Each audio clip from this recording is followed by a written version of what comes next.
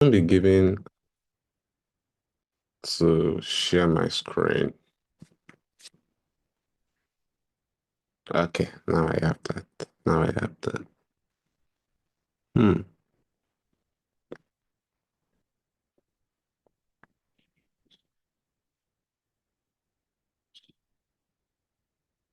Nice. Hi, everyone. Welcome to another session of Stella. So yesterday we did an introduction to Soroban, which is the smart contract we use to write with Stella. And then so today I don't know what is in store from our tutor. We'll find out in a few minutes. But I'd like to thank everyone for joining. Maro, you're welcome. That's a new face. And for the consistent people, Jojo, Johnny, Harriet, Alan, Clementine, you guys are awesome.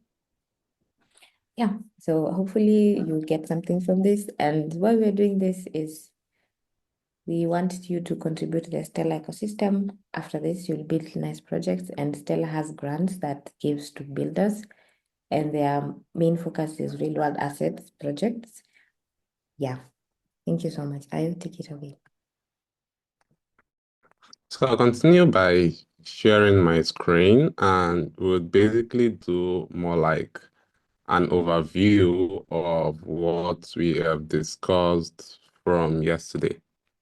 So yesterday we started by talking about the Stellar smart contract and we were able to understand how the Stellar smart contract works. We understood that it was a smart contract written with Rust and it's compiled down to Wasm bytecode. And this Wasm bytecode is literally uploaded or deployed to the Stellar ledger. Then we moved on to explaining how important or how beautiful, I would use that word, the Wasm bytecode is, especially when it has to do with the blockchain.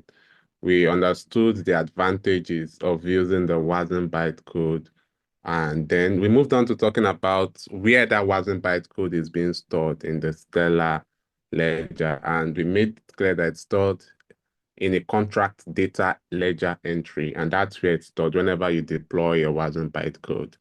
Then, after deploying, you are able to get a unique identifier, which is the hash from your deployed Wasm bytecode. And using this hash, we made it also clear that it's possible for you to create contract instances. And these contract instances literally gives you the ability to create more smart contracts that refers to the Wasm bytecode for the executable code. So we made clear that you could have just one executable code deployed, that's the Wasm bytecode, but then you can create so many instances with different storages. And so all of these different contracts will then refer to the Wasm bytecode for the executable code. And with that, they can operate with different states. We moved on to talking about the contract storage. We listed the different types of contract storage. We spoke about temporary storage, permanent storage, and instant storage. Made it clear that the temporary storage is a kind of short-lived storage. And what happens is that once the TTL is lived or the TTL is reached, the data is automatically deleted. And so this is actually very good for the Stellar ecosystem, as unwanted contracts does not have to live long. And we made it clear that the cost for it is quite lower than the next one, which is the permanent storage. And we said the permanent storage literally used for long time critical data, especially when it has to do with contracts that deals with finance or sensitive business logic. Imagine probably a pool, a token contract that has balances, or a liquidity staking contract. All of these kind of contracts literally have sensitive data that leads to asset ownership. And you would not want to use a temporary storage for it, as it could lead to loss of what? Loss of assets. Then we have another one, which is the instant storage, and it's literally linked the contract's life cycle. So today, we'll be starting, or should I say, we would continue from where we stopped. Now, the beautiful thing about what we are doing right now is for us to understand the fundamentals of the Stellar Soroban smart contracts. Now, having all of these fundamentals, the next thing we will do after it is to move directly into writing the code.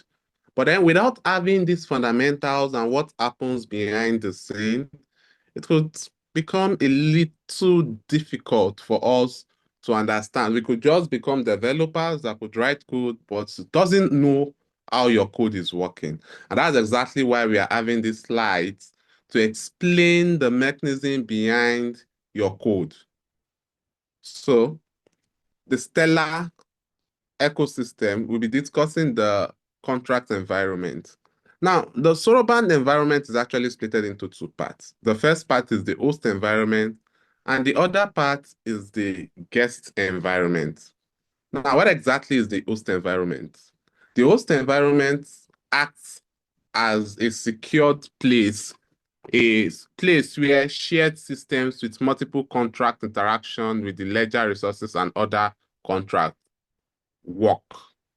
Now, this particular host environment is where the account balances, the native assets, and the transaction fee, all of this is where it happens. So the host environment literally manages all of this functionality. Another thing the host environment does is it provides host objects such as vectors, mappings, functions to enhance your contract's performance. All of these you can basically see in a host environment. Now, to the other part, the guest environment. The guest environment literally runs the actual contract code in an isolated virtual machine.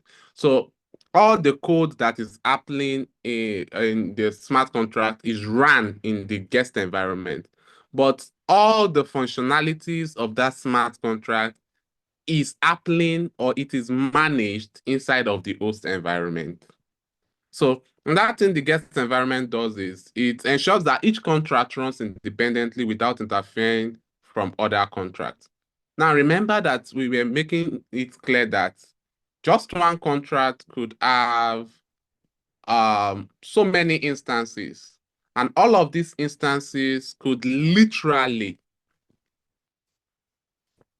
all of them would literally be connected to that one smart contract, and they would have their own storage, but they will refer to the same implementation. Give me a second. I'm going to share my screen. I'm going to share a white screen right now.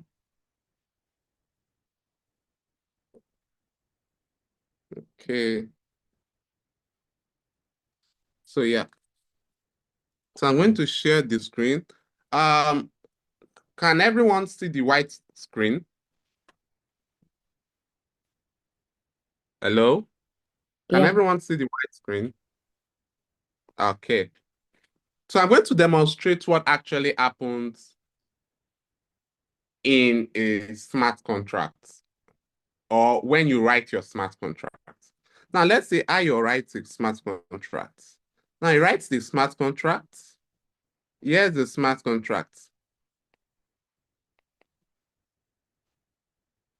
Now, the smart contract, let me increase this and write it in a bigger way.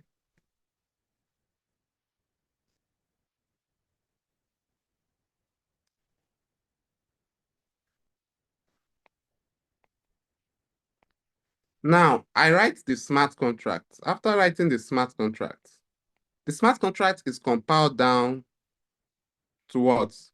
To Wasm bytecode. Now, this smart contract is compiled down to Wasm bytecode. What then is happened? It is deployed to Stellar Ledger. Imagine this is the Stellar Ledger. It is deployed here. Now, where is it deployed to? It's deployed to the contract entry ledger.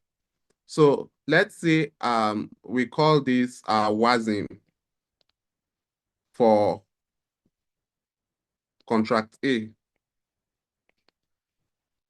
Now, for our Wasm for contract A, what happens? Inside of this Wasm is where the implementation contract is. That is the execution code. All the functions you are trying to call in that contract, it is where it is living. Now, what happens is that when you instantiate a new contract, let's now call this instance A. When you initiate a new instance, this instance A would have its own storage.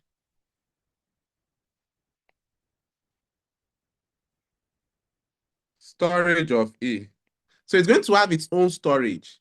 Now, let's assume that the contract you are building is an hospital contract. So inside of the storage, we could have something like the doctors, the patients, data, and the new research going on. We could have all of this. All of this is inside of storage A. But then the implementation to call all the function is instead of this Wasm for this contract. So that means if instance A wants to update the storage, that is probably add new doctor, if there's a function to add new doctor, a function to add new patient, all this instance A is going to do is to call an executable from what? From this Wasm bytecode. Now, what happens if we create another instance? Now, let's say we create another instance here. And we have the exact same thing happening here. This time, we have instance B, which is probably B hospital. So this is going to be storage of B. So we'd have the doctors, the patients, and let's say we have research. Now, this instance B have a separate storage from instance A. But then what is happening? Both instance A and instance B are getting their implementation. So let's say they want to call a function. Instance B is still has to go to this Wasm contract called contract A. Now, instance A, if he wants to update his own contract, each of them have to still go to what? This Wasm to what? To call the executable code. And so why two of them are having different storage? Because this one, it could be that he has called the Wasm bytecode about 5 times, and now the doctors are 5. But this one, the doctors are 2. This one, the doctor or the patient are like 3. This one, patients are like 10. So the storages are different. But the important thing is that both of them are communicating with this particular Wasm bytecode. Now, why are we now talking about the host environment and the guest environment? Now, each of these instances, let me draw that well. Each of these instances, they are contracts on their own. So this means that each of them have both the what, the host, and the what, and the guest.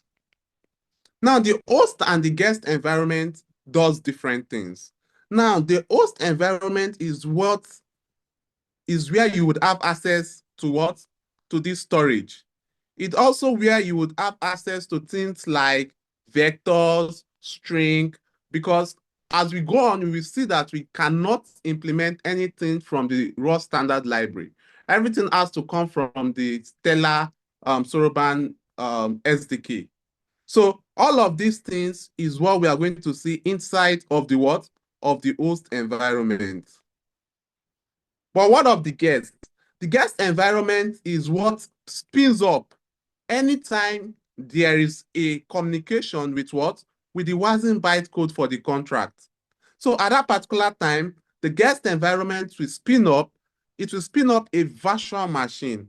And so when it spins up this virtual machine, It then calls the contract, isolates everything happening in this contract A, that is this instance A, from everything happening in what? In instance B. Because just like we have defined what a virtual machine is. A virtual machine is more like a sandbox, act like a computer, and then you can run your machine literally in it. It's more like imitating machine. And so it spins up more like this sandbox virtual machine for each of them. And all of this happens in the guest environment. So I'll stop sharing my screen now. And yeah, based on what I've just explained now, is there anyone that has a question?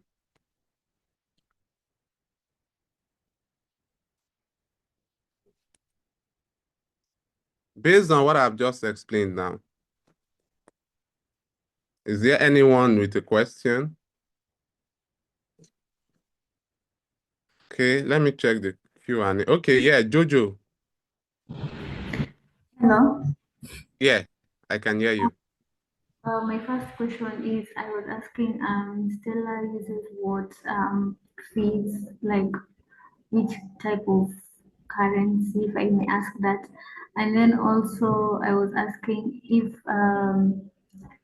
you are teaching us Rust and smart contract in Stella is written in Rust, or what, like Solidity or Rust, or what Cairo, what language will the smart contract be written in?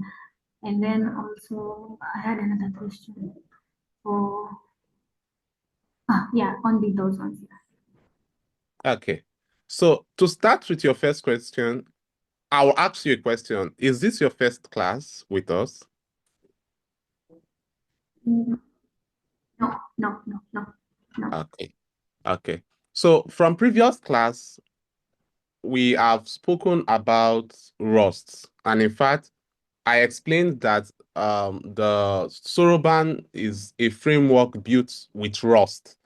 So we started this by talking about what the blockchain is, and from there we explained that the blockchain basically operates with using gas fees. And as we proceed in this particular slide, we would also see that yes, all of this interaction, this execution, this deployment, all of these, you use gas fee for it. And in the Stellar ecosystem, what you use for the native token is Lumen, XLM. So the Lumen is the native token, just like Ether is the native token for Ethereum.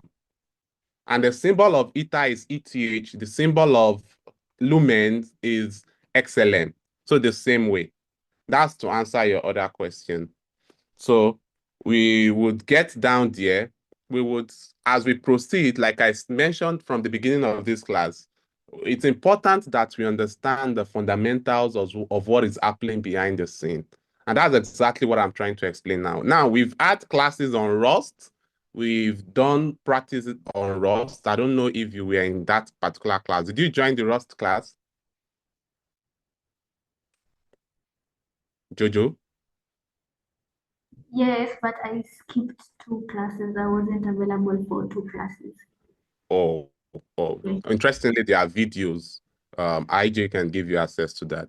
So we've had fundamentals for Rust programming language. Now we are moving to the smart contract. And so we are trying to understand what goes on behind the hood. Then after understanding that, we then move to writing the implementation. That is, we move to writing the smart contract itself. Did you get that? Yes. Yeah. I hope that answered your questions anyway. Yes. Yes. Okay. The next person that asked the question from this Q&A section is Harriet. He said, what is the unique identifiers of this storage, especially when I'm interested in working with one instance and not all? You said that they are all in the same contract. Now, that is not what I'm saying. So what I'm saying is that when you write a smart contract, and that's exactly what I've explained in that um, whiteboard space I just shared. So I'm going to share it again and I'm going to explain. Just can you bring Harriet to the stage so I can ask him a question so I am able to understand his background. So I would use that to answer his question. Could you bring him to the stage, please? Yeah, you can unmute. Harriet, are you familiar with the EVM background that's talking about writing smart contract in Solidity?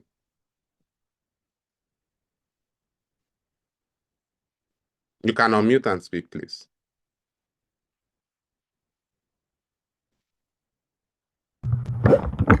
Hi, can you hear me? Yeah, I can hear you. Yeah, thank you. I've developed in EVM layer 2, so I have some background in developing on layer 2. Good. On the EVM, are you familiar with what a factory contract is? Sure, I am. Good. Now, I want you to think of what I'm trying to explain as a factory contract. Did you get that? Now, I'm going to reshare my screen and I'm going to now go back to explaining what I was trying to get at. Now, if you look at my screen up here is the smart contract. Here is the smart contract. Now, this smart contract is written in Anything on your Soroban. screen? You can mute your mic so it doesn't distract us. So this smart contract is written in Soroban. Now, when this smart contract is written in Soroban, you compile the smart contract. In fact, it's when you write your smart contract, you do stellar contract build. So you compile your smart contract. And when you do that, what happens is that it compiles down to what? To Wasm bytecode. And you can find this Wasm bytecode basically inside of your target folder. So inside of your target folder, right there, you can see the Wasm bytecode with the binary. So this Wasm bytecode is what you are going to deploy.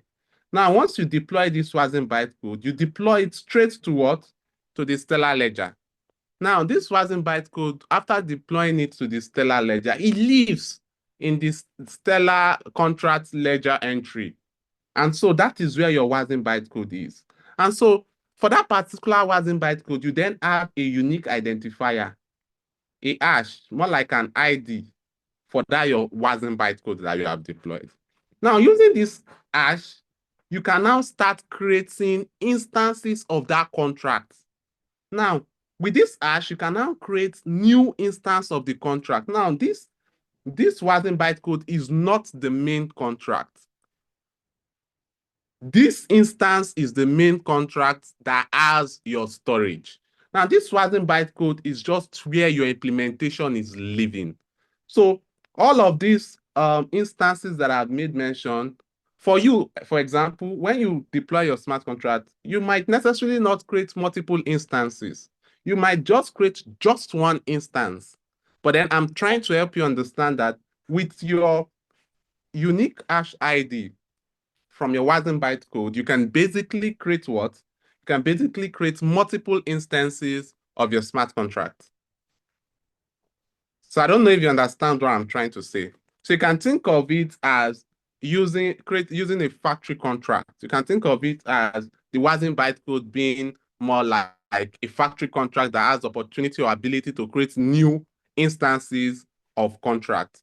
You know, in EVM, you have different opcodes for different types of creation of factory contract. It could be create or create two or even create three or minimal proxy. You know, there are different ways to create factory contract, but I'm trying to explain how you can create instances of contract in Stellar.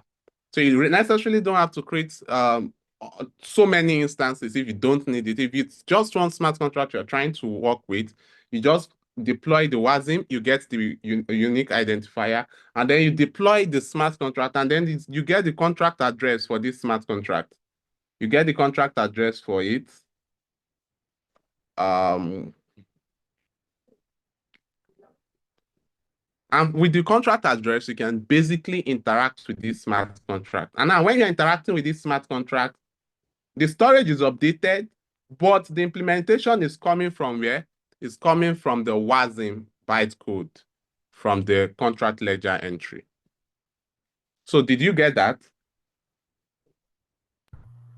Yeah, sure. I've understood what you're saying, and I think you even answered my question without answering. Now, what I meant is that when I have, supposing I deployed different instances and maybe two or three, and then I decide to proceed with one of them, but I've realized if it has contract address, then the difference between the instances can be guided by the contract address, because I suspect their contract addresses will be different for each instance. Yeah. Yes, very correct. Oh Each yeah. of them I have think. different contract addresses, so you can interact with each of them with their individual contract addresses, basically. Okay. Oh yeah, that is You what get I that? wanted to understand. Thank you. Okay, great.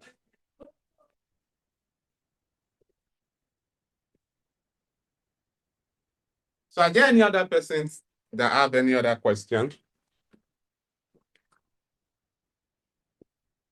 Okay. So looking at the fact that there are no other persons with questions, we will then proceed with our class. So moving on.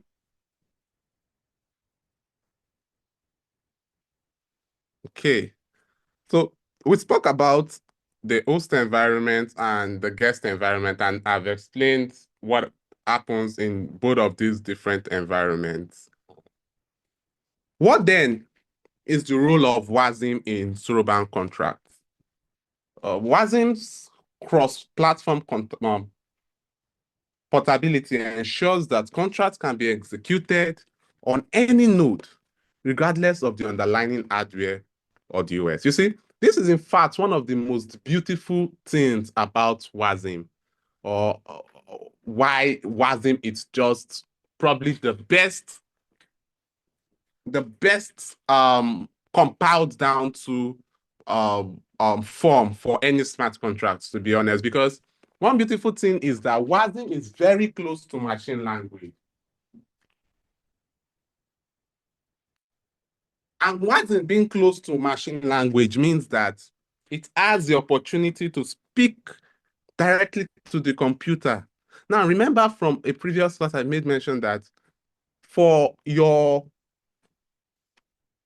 programming languages, whether you're writing in Python, you're writing in JavaScript, you're writing in C, C++, Rust, any language, at the end of the day, the machine does not totally understand that language. It has to still compile down to another language, to another form that the machine would understand. So every language definitely have a compiler that compiles the code down to that particular form that the machine understands. Now, for each language, they have their own compiler. Now, what is the beautiful thing about the language that compiles down to Wasm? The language that compiles down to Wasm means that it's very easy for you to what? To operate on different operating systems. This means that whether it's a Mac operating system, whether it's a Linux operating system, probably under the Linux operating system, you have different distros, whether it's Manjaro, whether it's Ubuntu, whether it's Kali Linux, or whether it's even a Windows operating system. It's very easy for you to operate. It's very easy for it to execute. So all of these smart contracts can literally be executed in any of these nodes. So if you are participating, you are a participating node, it's so easy for you to use any operating system to run the code, and your smart contract can literally be executed on this node. And this is one beautiful thing about Rust being the major smart programming language that is used for the Soroban smart contract. Another thing is on-chain contracts are compiled to Wasm bytecode, and it offers safety because they are deterministic execution. Now, one thing we have also learned previously from our previous class when we are talking about Rust, I'm so sorry, is the compiler. For Rust, the compiler is so good that it allows us even see our error ahead of time. So at compile time, we are able to notify if there is a problem with our code. It doesn't have to reach the runtime. And all of this means it shows how deterministic the execution literally is for the code. And so when this is compiled down to Wasm bytecode, we can literally already read what the execution will be. So it is deterministic, and the code that is deterministic makes it very easy for execution. I'll give an example. An example of deterministic execution is if a function runs, we already knows what this function will do. Now, for example, the benefit of this now leads to, imagine having a function, I spoke about a loop. Now having a function that contains a loop that runs on and on and on forever. Now with a deterministic execution, you are able to understand that, oh, this function should not run. And then there are what? There are guidelines to how this particular function will be blocked from running, apart from having the gas fee to even check how much it will take for that execution and for the transaction to be sent. This also serves as another benefit as to why Wasm is important. Wasm compact format also allows for low latency contract calls and minimal gas calls. And so we know so many contracts could involve inter-contract calls, using interfaces to interact with different contracts. And most times, for those that have come from the EVM background, you understand that the different opcodes have different gas price. And in this case, it's the same thing. The different executions have different gas prices. And so I would show us the different execution gas prices at the end of this lecture if we are opportune to finish this slide. But if not, then it would mean from the next lecture. And so this actually helps optimize gas costs, and it reduces the gas costs because we know that when you compile something down to Wasm, the size is very small. It's, in fact, a compact size bytecode Wasm code to be deployed just makes things easier in that there's higher throughput and the latency is reduced, is really reduced when there are contract calls. Another thing is, during development, contracts can be compiled to native binary to test for performance optimizations without the overhead of the blockchain. You can imagine this is also another benefit of Rust. So you can test for performance. There are different ways for you to test how many minutes it will take for a particular function to be called. And then using this allows you to do what? To optimize your code better. So you can write two different implementations, and for the first implementation, that is doing the exact thing as the other implementation. The first one could take about 15 seconds to run, and the other one could take less than that. It could take about 700 milliseconds to run, and that is way less than the 15 seconds. So you can start understanding the importance of why you would need to use, a language like Rust to implement a smart contract like Soroban. Now, at the end of the day, the truth is that there are many programming languages you can compile down to Wasm. It's not just Rust. But then it's important that you use Rust because the Stellar ecosystem supports Rust, and that every other component that is being added, everything is coming from the Stellar ecosystem. That is, the Stellar SDK contains different functionalities that you would use to build a more sophisticated smart contract. And so that's why it's advisable for you to just use the framework given by the ecosystem. Example.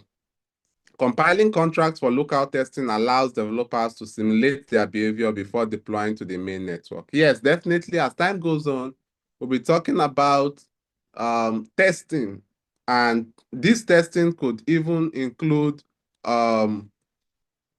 optimization testing, performance testing. Now, there are different types of testing, unit tests, integration tests, but now the type of testing I'm even talking about has to do with how well the functionality is performing before even the deployment.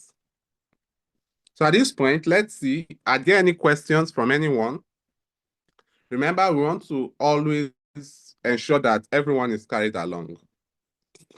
So if there are any questions, you can use the raise hand button and ask. And if you feel I'm moving a little faster, you can also speak up about it. If you also feel I'm moving a little too slow, you can also talk about it. So any questions, or should I just pull ahead? We are all good. Comments.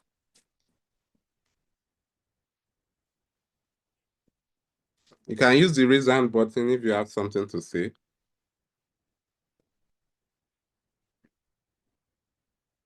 Okay. Okay. So with the silence, I would, okay.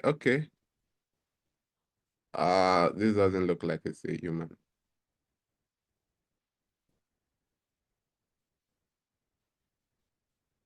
Okay. So we just continue. Now, let's talk more about the host object. Now, while we are talking about this, it might still look abstract to us, but I want you to understand that as we start writing the Stellar smart contract, that is Soroban smart contract, we would understand what I'm about to explain in a deeper understanding, in a much better understanding. But it's not going to be very, very easy to start with the Soroban if we do not lay this foundation. And that's why we are going to talk about this, the host object and the functions. Now, we made mention from before that the host environment literally is where you have things like the ledger resources, the account balances, native assets, transaction fees, and it also contains things like the vectors, mappings, and functions to enhance the smart contract. So now let's talk about these two different parts. Let's talk about the host object and then talk about the host functions. So there are different things in these two. For the host object, first of all, it provides reusable, efficient data structures like vectors, maps, and binary trees. Now, we've made mention from the beginning that for the Stellar Soroban smart contract, you cannot use anything from the raw standard library. So things like vectors, things like string, in fact, you cannot use the one coming from the Stellar, from the raw standard library. So whatever we are doing has nothing to do with the raw standard library. Everything we'll be using has to come from the Stellar ecosystem. That's the Stellar SDK. Please give me a second. Let me take water, please.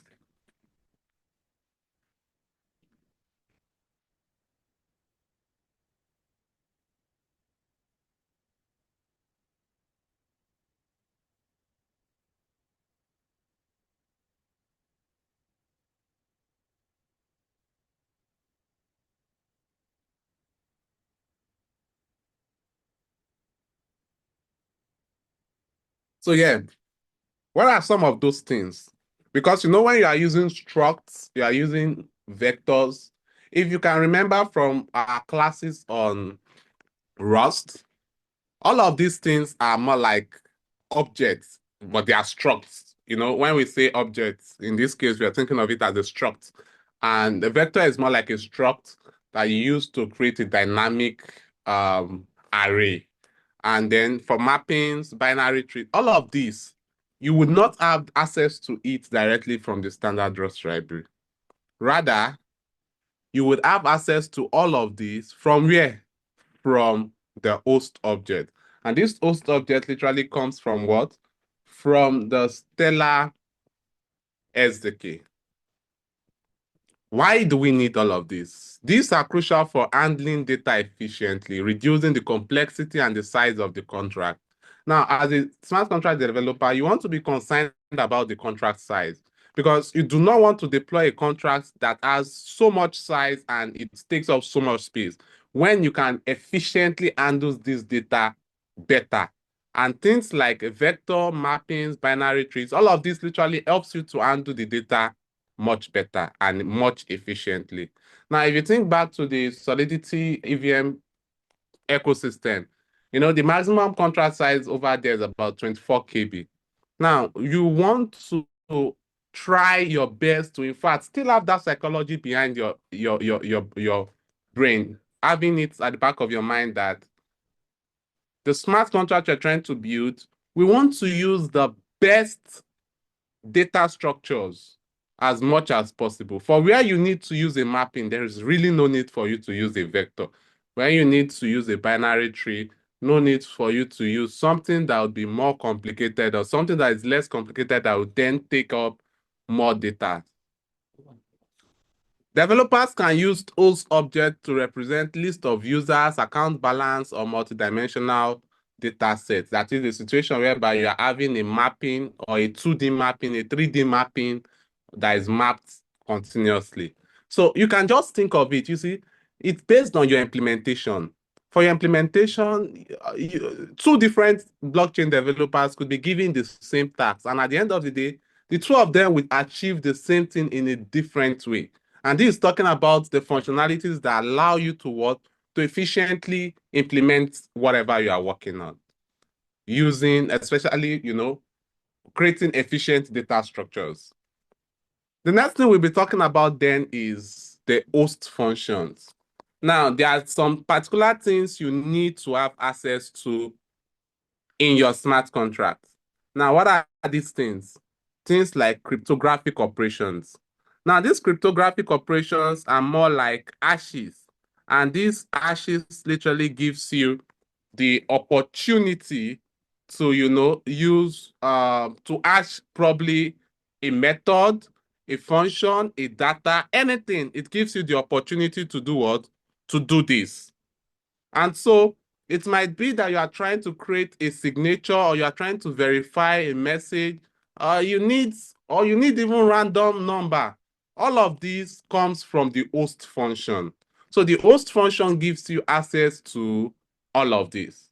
Another thing is that it allows you to interact with other contracts. So let's say you are doing intra-contract call. All of this you can do basically through the what? Through the host functions. So more like the host function gives you access to certain functionalities that you can use, and the host object gives you to efficient data structures that you can use. An example is given in the slide. It says a DeFi lending contract can use host functions to securely hash user credentials while still leveraging vectors to manage list of what? Active loans. So imagine you're writing your smart contract inside of limiting yourself to the usual data structures you have access to this host object where you can literally perform more actions with it. Moving on. Contract development in Rust. Soroban contracts are written in a constrained subset of Rust, high performance and memory safe language. Yes, when we talk about Rust, we know at this point it's memory safe because we've spoken in details about the Rust ownership model, understanding how just a value is owned by just one variable. You cannot pass in two variables to own one value.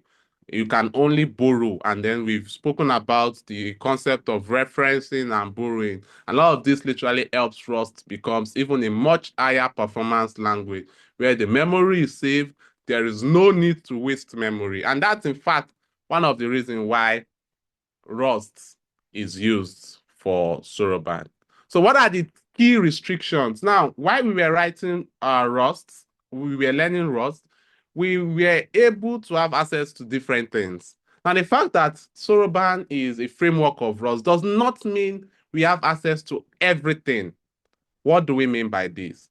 What we mean by this is that, just like I've made mention of, the Soroban does not have access to the Rust standard library. So everything coming from Soroban has to be from the Stellar SDK, where you have all the functionalities you need. So you can just think of it as it using Rust for what it needs, but all other things that is inside of it, you can what? You can use it from the Stellar SDK. So what are some of the rules that helps it a deterministic and efficient language? First is no floating point at arithmetic. All numbers are handled as float point or integers to avoid non-deterministic behavior. What do we mean by this? Now, in solidity, one of the beautiful things about it is that you don't have a decimal there. It's either uint or int, that is unsigned integer or signed integer. But due to the fact that Rust is what Soroban was built with, I mean, Rust have floating point like F64. In that particular case, how then do we deal with a smart contract that has a floating point? So the Soroban then removes this floating point arithmetic. So there is literally no floating point. So you cannot use an F64, an F32, F16, and so on inside of the Soroban smart contract. And this allows this to be deterministic. Why? This is because when you use floating point, you really are not sure of the exact end, and it's not deterministic. A deterministic is something you can predict the outcome. For example, you know that 2 plus 2 is 4. That's deterministic. But then 10 divided by 3 is what? It's 3.333333. That's non-deterministic because at the end of the day, you don't know where that decimal point will end at. And so to avoid any non-deterministic behavior that could lead to memory leakage or that could lead to large memory use, the floating point arithmetic is not allowed in the Soroban smart contract. So when you are writing your smart contract, you cannot use a floating point. That's just it. Another thing is limited dynamic memory allocations. All contracts have a predefined memory footprint, avoiding excess use of resource. What do we mean by this? Now, there are different data structures you could use in ordinary Rust for you to create different dynamic memory. And this dynamic memory, you can keep expanding it, expanding it. For example, you can think of threading. You can think of things like, apart from threading, you can think of things like smart pointers. Now, for smart pointers, now I know that when we were talking about, we were learning Rust, I did not move into that as that is becoming more an advanced part of Rust. Now, for smart pointers, you have things like box, you have arc, and all of these. These are literally dynamic memory allocations, and all of these is not what allowed in Soroban smart contract. You can do it in a normal Rust program, but it is not allowed because we want to have a situation whereby we understand the exact amount of resource we are using for our smart contracts. We want a situation whereby we know that this smart contract, when you call this function, we know that the maximum amount of memory is going to take is probably a U32. And a U32 means it's 2 raised to power 32 bits minus 1. And so we are very deterministic. We are sure that this is the exact allocated resource needed. And why are we even why did the Stellar ecosystem, why were they built like this for this deterministic and efficient mechanism? This is because for every single contract call, the contract execution is calculated in that it's calculated with respect to the gas fee that would be paid for the contract. Now, when this is calculated, it has to be exact. So there is need for it to be deterministic in that it needs to know the exact amount of resource or the exact amount of memory that is being used. And so this is why this mechanism is placed in. Another thing is no standard I/O or multi-threading. Now, since contracts must be isolated and deterministic, there is no threading.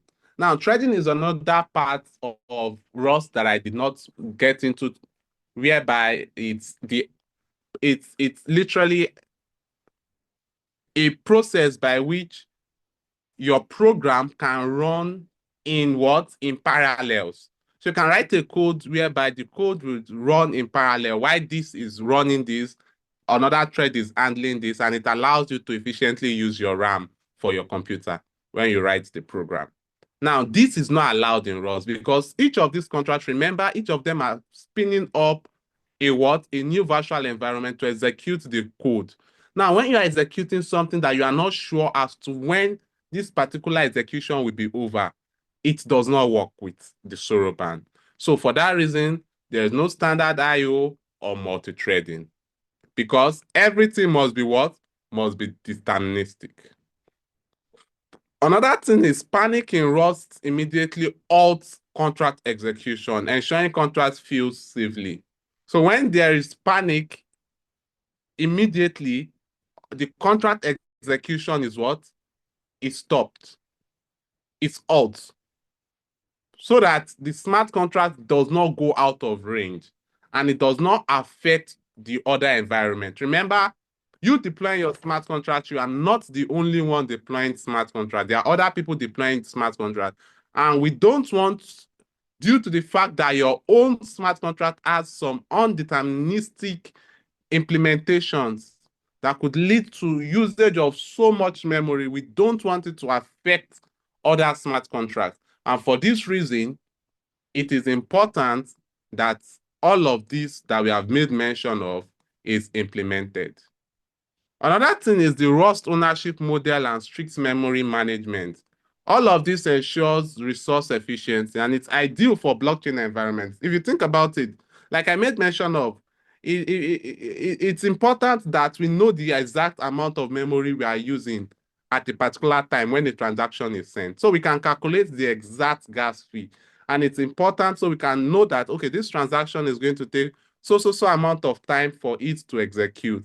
And it's easier for us to know the allocated resource for that. And remember, the blockchain is like a world computer and everybody is participating in it. So some other people just cannot be held down due to your own implementation. And so that's why, in fact, this ownership model, it's in fact a very important one for this. So the next thing we'll be taking from our next class will be serialization, contract life cycle, and the tools for contract development. So our next class, I really hope we would be able to finish this.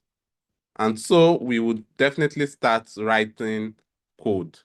So at this point, we'll be coming to the end of our class for today. Are there any questions anybody have based on what we have discussed from today's class? Any questions?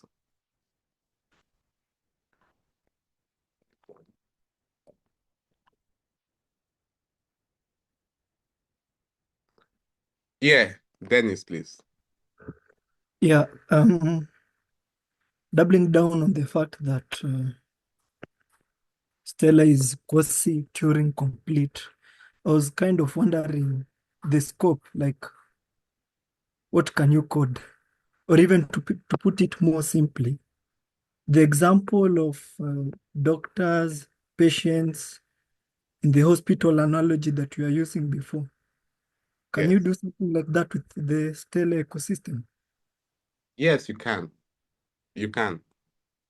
Now, there are certain things that you just cannot do because as long as the programming is involved, programming language, they are just like clay. You can basically mold anything. For now, there are bigger things whereby, for example, some programming language, you write some code whereby you would need so much laptop resource, so much computing power, whereby your laptop might not even be able to run the program. Now, we don't want that.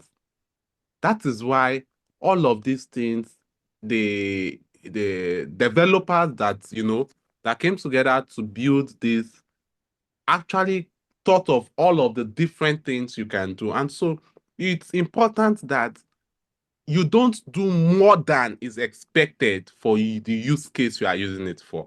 I don't know if you get what I'm trying to say. You have your smart contract. You can think of an implementation, even if it's this hospital implementation. You can think of it. You can think of cryptocurrencies. You can think of, in fact, as we go on, we talk about so many things you can think of basically that you can build with this Soroban smart contract, probably lending pool, yield farm, synthetic assets, stablecoin, AMMs. You can think of anything. But then all of these things you are thinking of, it's important that they are not programs that would keep executing or takes time for the execution to happen. So that's why all of these they are all of these boundaries. Now, I don't want you to think of me hammering on those boundaries. I'm just hammering on it for you to understand the limits to what you can basically do with a smart contract. Now, remember that this also basically applies to so many smart contracts in other languages, like Solidity. For Solidity, it has 24 kilobytes for the maximum contract size. And now, if you want to create a contract with so much implementation, then you can start thinking of creating using standards like EIP 2535, that's Diamond standard, using different upgradable standards that where you can have four sets with having all of your implementation. So why you can think of this, Stellar 2 basically have limits for what you are doing, just like Solidity 2 does. So this is just to ensure that there is no blockage from other people that are trying to use the blockchain. Because if you send the transaction to the blockchain, it has to be processed before it is added to the block. And so remember, there are other people waiting to send their transaction. And this is one of the problems with the blockchain, whereby we want the blockchain to be fast, to be efficient. So, but that means for you to have a program that is fast and efficient, it means what you are doing has to be minimalistic. Now, for you to have a program that is fast and efficient, remember, there are so many nodes that are trying to bring your transaction into consensus. So how are we able to bring it into consensus when the time taken to even execute your program is so long? And that's why all of these are in place. But don't think of those parts right now. What you should focus on is what exactly can you do with a smart contract? What can you build with a smart contract? So does that answer your question, Dennis, please? Yeah, it answers my question. It sounds like you still have another question. Okay, I was wondering about the Web2 integration. In Solidity, we utilize Chainlink. So, given that Soroban is relatively new in the space, I don't know It's if not it's new, good. actually. It is not new, actually. Okay, when was the language developed? Because from my research, I can see that initially Stella was existing without the implementation of smart contracts. Yes, yes. But that doesn't mean all of what it has right now is new. The truth is that at the end of the day, everything keeps getting better. There are better implementations. For example, if you check, I was trying to run a smart contract, a Soroban smart contract, and I noticed that, oh, what I'm running is outdated. I needed to update my Stellar CLI. And so just like that, Stellar keeps, upgrading. Just like Ethereum keeps upgrading. If you think of Ethereum now, thinking of literally new Ethereum improvement proposals, EIPs, new EIPs coming out every day. Think of it trying to create sharding, trying to increase throughput and all of that. That applies to Stellar too. So you get. But what then is your problem with that? Okay, I'm asking if I can do things like, let's say, account abstraction, whereby I implement Web2 features with the blockchain. Like, Yes, you can. okay. You can.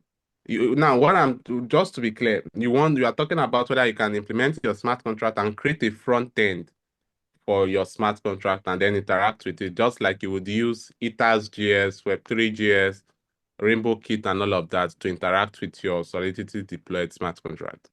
Is that what you're trying to say? necessarily the UI. Like, for example, where I am from, the East Africa, we have Okay. this tech called M-Pesa. I don't know if I'm sure in Nigeria you have other fintechs. So I Okay. was asking if you can create an API over that and bridge it such that it operates in the network? Yes, it is possible. After this class, if you can take your time, I want you to go through Stellar documentations and look for what we call anchors. Stellar has something called anchors that allows you to build something like that. In fact, for fintechs especially, whereby these anchors allow you to even do cross-border payments. You get that? All right. Cross-border payments meaning you are using Stellar, you can even integrate a fiat conversion of fiat from one country to another country. So at your leisure, you can go through Stellar documentation and search for anchors, or just search for Stellar anchors, and you would have this knowledge at your fingertip. All right. Thank you. Great. Yeah, yeah. I love that you asked questions. Any other person with question?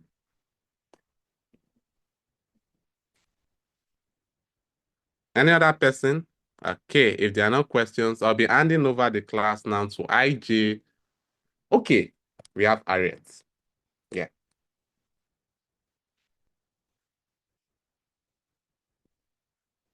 You can unmute and speak, please.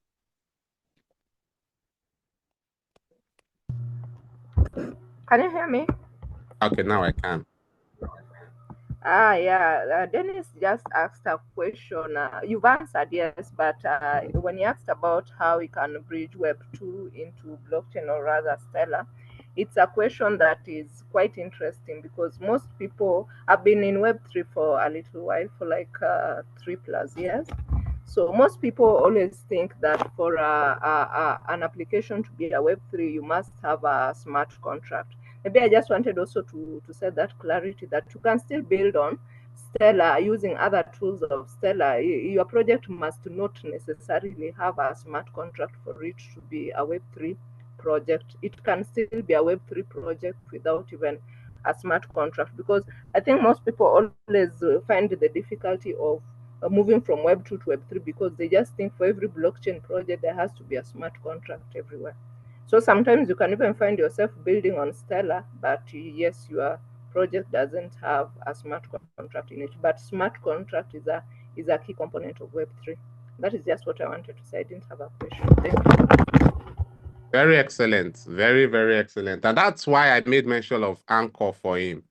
Now you can go through the anchor and see different anchors for him to even integrate a fintech that is having without him having to build a smart contract. And I like the fact that you made mention of that for him. So yeah, thank you so much, Harriet. So at your leisure, Dennis, you can go through Stellar anchors. I'll also go through the Stellar SDK. If you don't want to write a smart contract and you want to interact with the Stellar, you can also use the Stellar SDK. So at this point, I would be ending the class for today, and I'll be handing over to IJ here to continue. Thank you very much, everyone. Hi, thank you guys for joining. So yet again, I will post the class recap on the Telegram group. And if you need anything, the recordings, the GitHub gists, you can find them in the Notion link that I usually paste on the class summary. And yeah, we have a YouTube channel where you'll have the recordings uploaded there where you can go and check. And I'm hoping to see all of you tomorrow. Thank you so much. Have a nice one.